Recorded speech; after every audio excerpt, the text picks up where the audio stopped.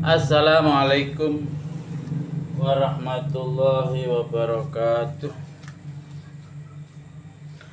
Bismillahirrahmanirrahim. Nahmaduhu wa nusalli wa nusallimu ala rasulil karim. Asyhadu an la ilaha illallah wa asyhadu anna Muhammadan abduhu wa rasuluh. La haula wa la quwwata illa billahil aliyyil azim. Alhamdulillah, saudaraku dirahmati Allah Subhanahu wa taala dimanapun Anda berada.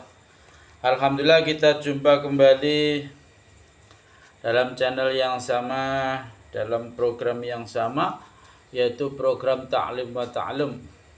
Kita bacakan tentang fadilah sedekah. Saudaraku yang dirahmati Allah Subhanahu wa taala, semoga Allah Subhanahu wa taala senantiasa curahkan rahmat, taufik, maghfirah, hidayah pada diri kita, keluarga kita, sehingga semakin hari semakin datang kedamaian, kebahagiaan, ketaatan kepada Allah Subhanahu wa taala. Saudaraku yang dirahmati Allah Subhanahu wa taala, alhamdulillah kita lanjutkan kemarin bab tentang pentingnya qanaah. Hari ini kita pindah yaitu keutamaan menginfakkan harta. Ayat ke-16 dalam surat Al-Hajj, yaitu ayat 34 sampai 35. Dan berilah kabar gembira kepada orang-orang yang tunduk patuh kepada Allah Subhanahu wa taala, yaitu orang-orang yang apabila disebut nama Allah gemetarlah hati mereka. Orang-orang yang sabar terhadap apa yang menimpa mereka. Orang-orang yang mendirikan sholat. Dan orang-orang yang menafkahkan sebagian dari apa yang telah kami rezekikan kepada mereka. Quran surat Al-Hajj ayat 34 sampai 35. Keterangan arti mukbitin adalah orang yang merendahkan diri. Mengenai terjemahannya ada beberapa pendapat dari para ulama. Adapun asal katanya adalah orang yang berjalan di atas tempat yang menurun. Sebagian ulama mengartikannya sebagai orang yang menundukkan diri di hadapan hukum-hukum Allah Subhanahu wa taala, karena mereka juga menundukkan kepala. Sebagian lainnya menerjemahkannya sebagai orang yang tawadhu, karena setiap saat menundukkan kepalanya. Mujahid rahmatullah alaih menerjemahkan sebagai orang-orang yang tenang. Amr bin Aus radhiyallahu an berkata bahwa mukbitin adalah orang yang tidak berbuat zalim kepada siapapun, dan apabila ia dizalimi ia tidak membalas. Imam Dahak rahmatullah alaih berkata bahwa mukbitin adalah orang-orang yang tawadhu. Disebutkan dari Abdullah bin Mas'ud radhiyallahu an bahwa apabila ia melihat Rabi' bin Khasim radhiyallahu an, maka ia berkata, jika saya melihat engkau, maka saya ingat mukbitin. Ayat ke-17, dan orang-orang yang memberikan apa yang telah mereka berikan dengan hati yang takut, dan orang-orang yang memberikan apa yang telah mereka berikan dengan hati yang takut.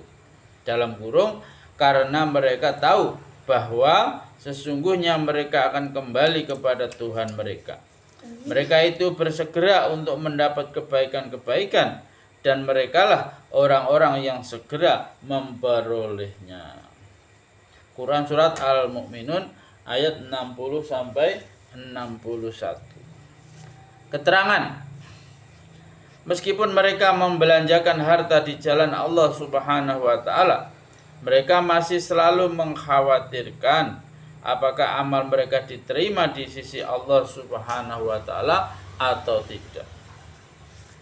Hal ini karena di dalam hati mereka terdapat keagungan dan kemahatinggian Allah Subhanahu wa taala.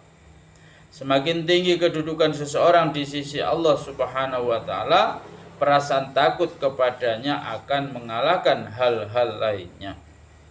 Khususnya bagi orang yang hatinya benar-benar mengagungkan Allah Subhanahu wa taala. Di samping itu, mereka juga mengkhawatirkan apakah niat mereka dalam membelanjakan harta itu ikhlas atau tidak. Terkadang karena tertipu oleh nafsu dan syaitan, seseorang menganggap suatu perkara sebagai amal soleh, padahal itu bukan amal soleh. Sebagaimana yang difirmankan Allah Subhanahu wa taala dalam surat Al-Kahfi. Katakanlah, maukah kami beritahukan kepadamu tentang orang-orang yang paling merugi perbuatannya, yaitu orang-orang yang telah sia-sia perbuatannya dalam kehidupan dunia ini, sedangkan mereka menyangka bahwa mereka berbuat sebaik-baiknya. Quran surat Al-Kahfi ayat 103 sampai 104. Hasan Basri rahmatullahi berkata, orang-orang beriman meskipun telah melakukan amal kebajikan, mereka masih merasa takut. Tetapi orang-orang munafik meskipun telah melakukan amal yang buruk, mereka tidak merasa takut. Di dalam Fadilah Haji telah disebutkan tentang kisah-kisah semacam itu, yaitu orang yang di dalam hatinya benar-benar terdapat keagungan Allah Subhanahu wa taala dan kemahaperkasaannya, meskipun lisan mereka mengucapkan labbaik, tetapi hati mereka merasa takut, jangan-jangan ucapannya itu tidak diterima Allah Subhanahu wa taala. Aisyah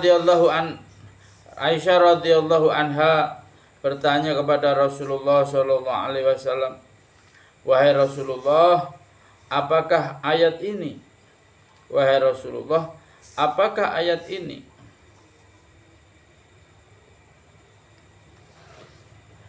Walladzina yu'tuna ma atau, membicarakan tentang orang-orang yang mencuri, berzina, meminum khamar, dan melakukan dosa lainnya. Dan mereka takut jika mereka akan kembali kepada Allah Subhanahu wa taala karena dosa-dosa mereka. Mereka takut menghadap Allah Subhanahu wa taala, yaitu sesampainya mereka di hadapan Allah Subhanahu wa taala mau diletakkan di mana wajah mereka.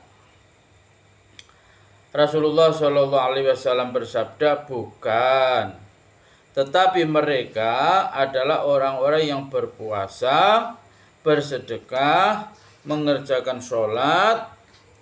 Sekalipun demikian, mereka masih takut jangan-jangan amalannya tidak diterima. Masya Allah. Disebutkan dalam hadis